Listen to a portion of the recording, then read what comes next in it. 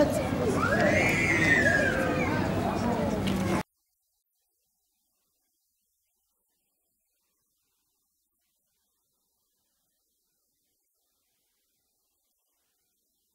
في إطار الأعمال الاجتماعية اللي كيقوم بها مستشفى الشيخ خليفة.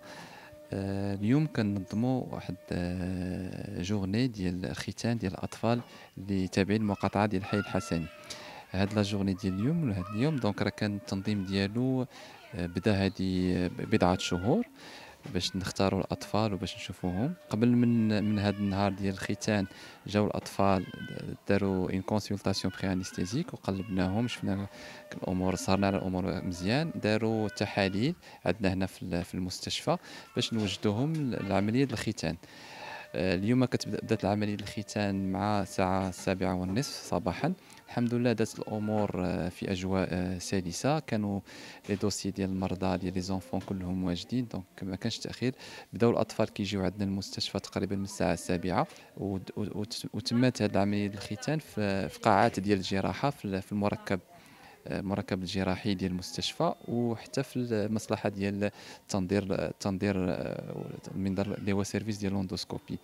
مورا العمليه الختان كيبقاو الاطفال عندنا تحت المراقبه في صال دريفي حتى كنتاكدوا ان الامور مزيان وان الطفل كيتحرك مزيان. داكشي لاننا عملنا بطريقه ديال البنج جينيرال، انستيزي جينيرال، دونك كنا كنبقاو حافظين بالاطفال حتى كنتاكدوا ان الصحه ديالهم جيده. عاد ديك الساعه كنقدروا نعطيهم للوالدين ديالهم. كنشكرهم على الاستقبال، كنشكرهم على الطريقه اللي كيتعاملوا بها مع الوليدات. يعني الحمد لله كانت مبادره طيبه وجزيل الشكر.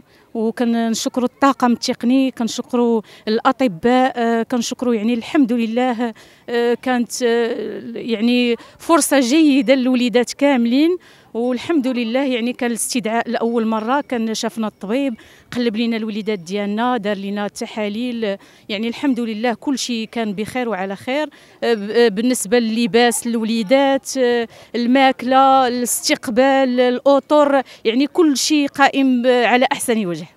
جينا داروا لهم الكونسلطاسيون ديالهم، لي زاناليز، شافهم البناج، كلشي داز في احسن ما يرام.